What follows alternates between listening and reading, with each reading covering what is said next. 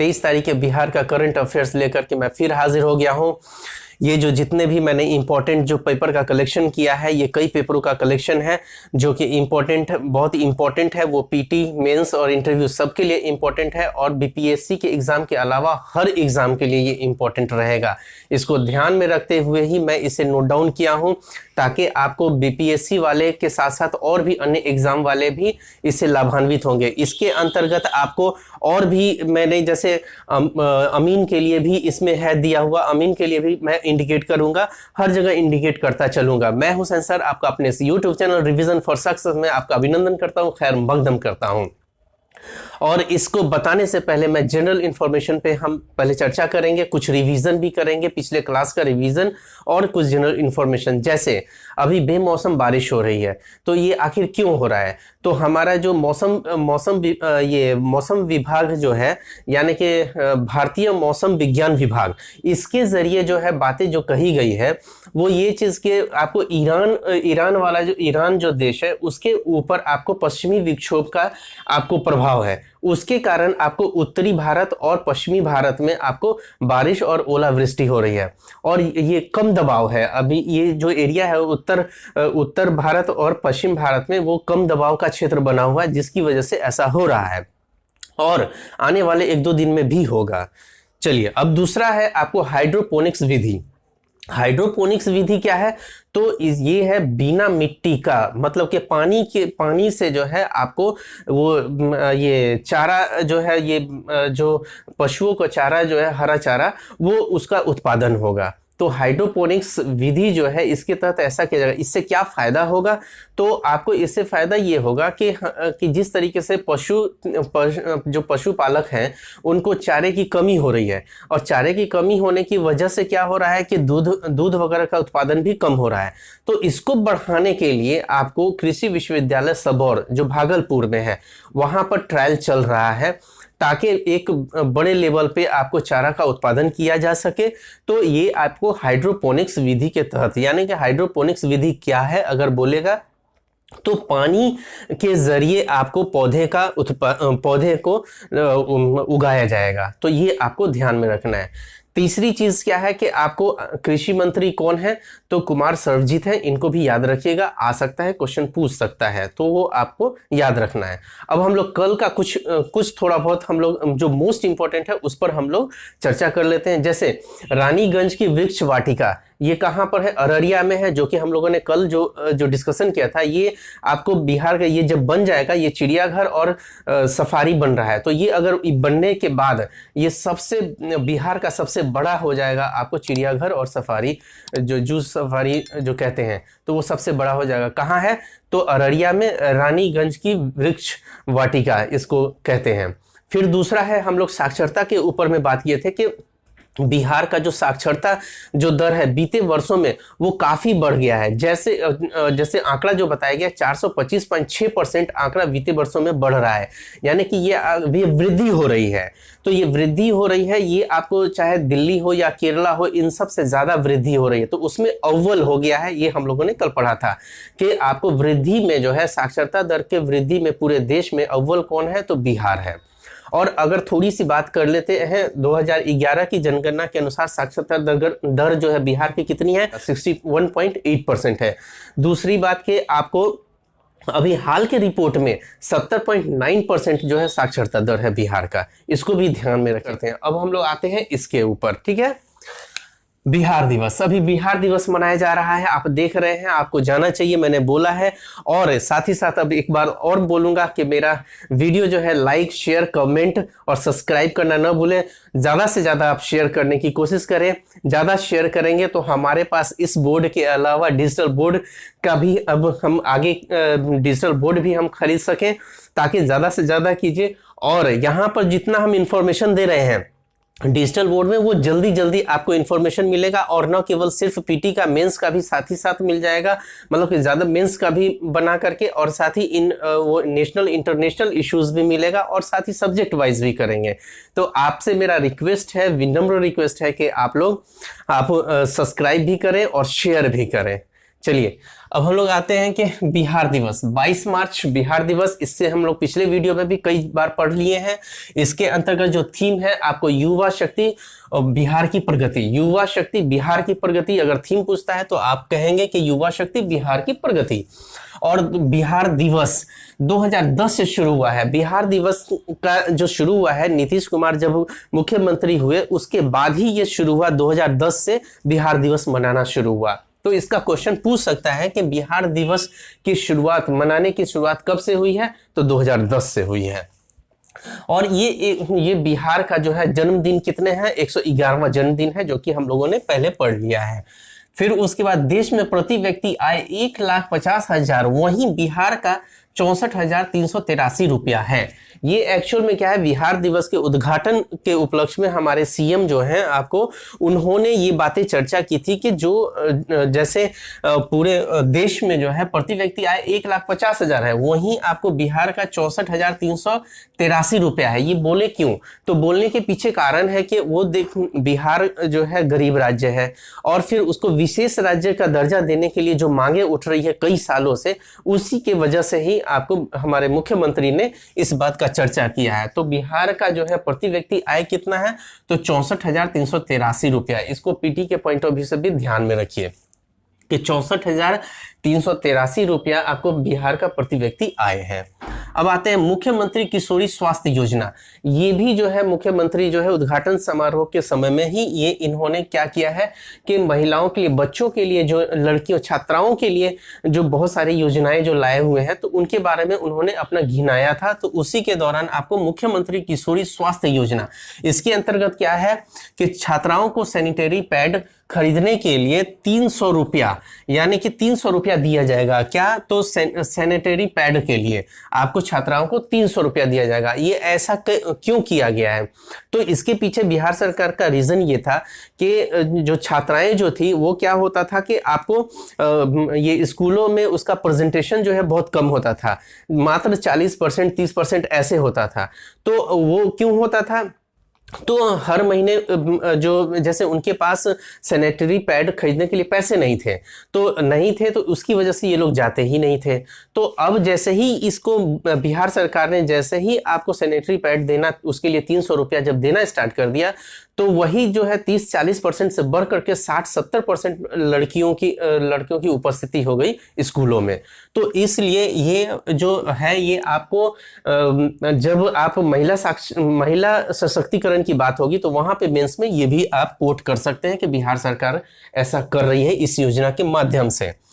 और इसके साथ ही साथ बहुत सारी योजनाएं हैं, जैसे पोशाक योजना है, या आपको साइकिल योजना है ये लड़कियों के लिए, या आपको मैट्रिक और इंटर का जो है आपको इसके लिए भी छात्रवृत्ति योजना है। तो ये सब चीज़ों को भी महिला सशक्तिकरण में, जो कि हम उसके लिए भी हम लाएंगे एक मेंस के पॉइंट ऑफ व्यू से, आपका पूरा का पूरा एक महिला सशक्तिकरण पे रहेगा। क्यों, तो इसके लिए निबंध भी आ सकता है और आपको मेंस के पॉइंट ऑफ व्यू से भी आ सकता है।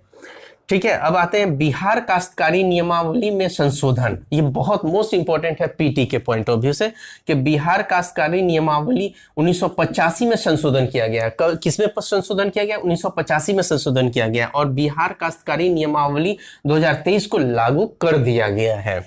तो ये जो लागू जो किया गया है, तो इसका क्वेश्चन कैसे पूछेगा, तो इसका क्वेश्चन पूछेगा कि जैसे कि अभी वर्तमान में 2023 जो बिहार काश्तकारी नियमावली 2023 लागू किया गया है, वो किसके स्थान पर, किस ये नियमावली के आधार पर, किस नियमावली के स्थान पर किया गया है, तो 1985 के स्थान पर किया गया है, ये याद रखिएगा। तो बिहार काश्तकारी नियमावली 1985 में संशोधन करके और 2023 में लागू किया गया है। तो इसके अंतर्गत है क्या आखिर, तो इसके अंतर्गत है कि जैसे आपको खेसरा जो जमीन की मापी जो होती है, खेसरा जो होता है, तो उसके लिए जो है आपको क्या क्या व्यवस्था किया गया है कि आपको कहीं बिहार में ये पहले कभी भी नहीं था कि पहली बार ऐसा माप में समय सीमा, जो माप जो होगा उसका, उसमें समय सीमा निर्धारित किया गया है। तो क्या किया गया है, अगर आपको अर्जेंट में आपको नापी करवाना है, खेसरा का नापी करवाना है, तो आपको 10 दिन के अंदर आपको वो तत्काल में अगर आप फॉर्म भरते हैं तो आपको तुरंत आपको ये सुविधा जो है मुहैया करवाई जाएगी। और सामान्य स्थिति में जब आपको बहुत ज़्यादा ज़रूरी नहीं है, तो उस स्थिति में 30 दिन में आपकी मापी होगी, आपके खेसरा की जो पूरे जमीन की मापी होगी।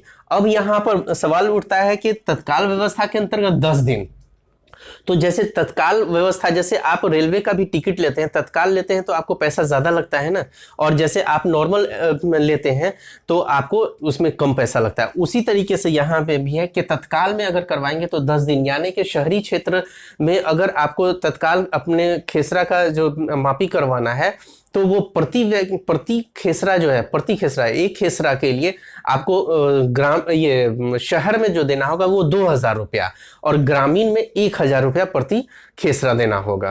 और अगर ये 10 दिन, ये आपको है, ये 10 दिन वाले में जो तत्काल में चाहिए, लेकिन अगर उसमें आपको 4 खेसरा या उससे अधिक खेसरा की मापी अगर करवानी है तो आपको फिर उसका शहरी क्षेत्र में 8,000 लगेगा और ग्रामीण क्षेत्र में आपको 4,000 लगेगा। तो ये मेनली जो है अगर देखा जाए तो ये बीपीएससी के पॉइंट ऑफ व्यू से या किसी भी अन्य एग्जाम के पॉइंट ऑफ व्यू से 1985 इंपॉर्टेंट है।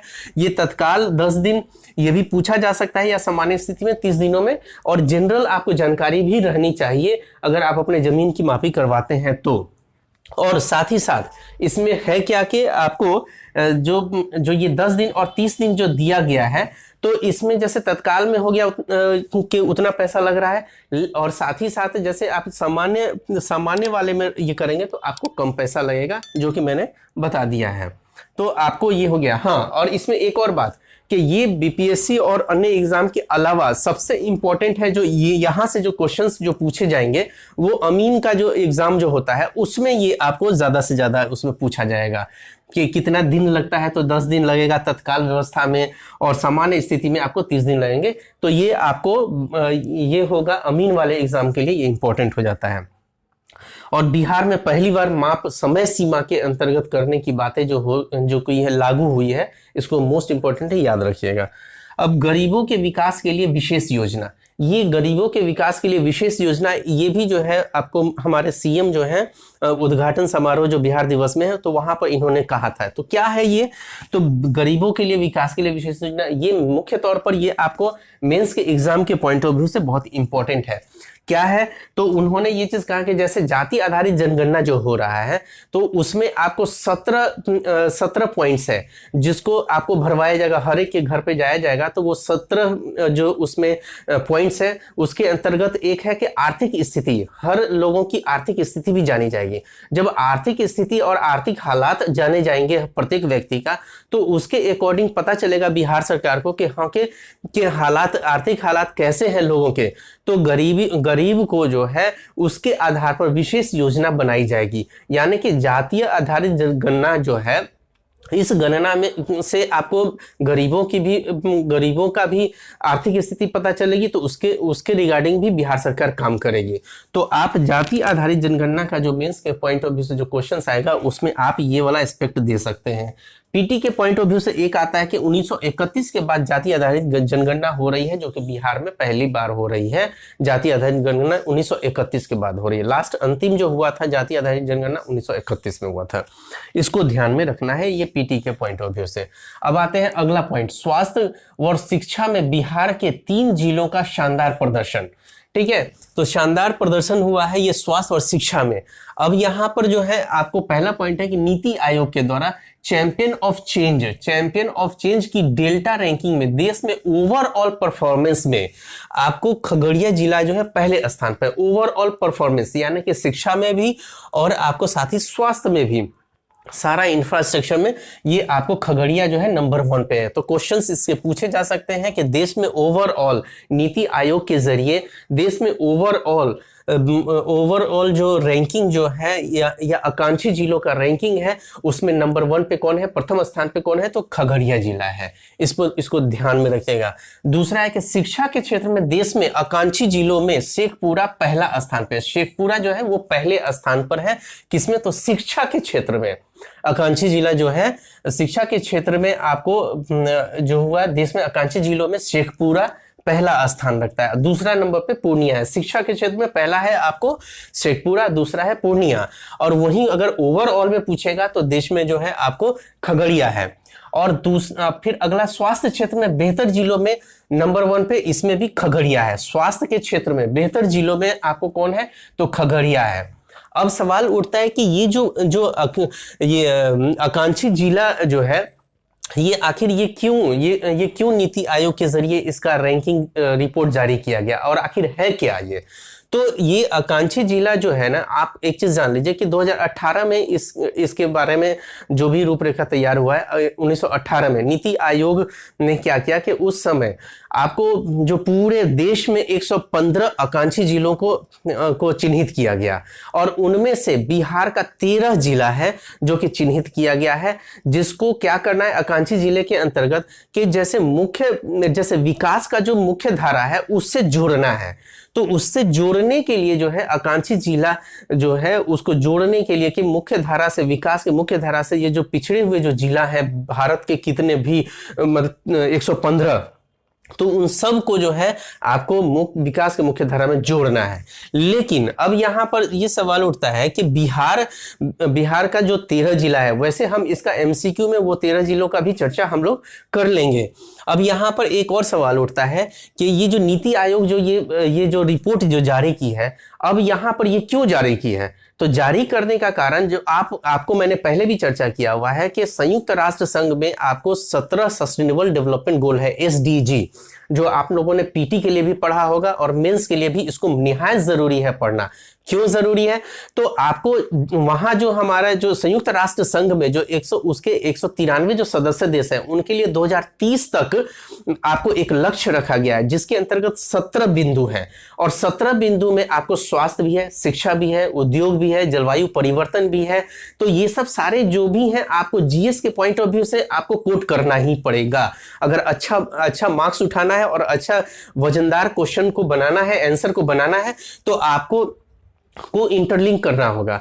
जो वहां पर संयुक्त राष्ट्र संघ जो है वो पूरे देशों के लिए ये लक्ष्य निर्धारित कर दिया है। अब सारा देश जो है स्वास्थ्य में भी अच्छा करे, शिक्षा में भी अच्छा करे, जलवायु परिवर्तन के लिए काम करे, उद्योग ऐसा विकसित करे जिससे कि कार्बन जो है उत्सर्जन कम हो। तो ये सब नीति ये संयुक्त राष्ट्र संघ ने किया हुआ है। तो उसी को ही अमली जमा पहनाने के लिए हम भारत सरकार जो है नीति आयोग के जरिए एक कंपटीशन का भावना पैदा कर दिया है।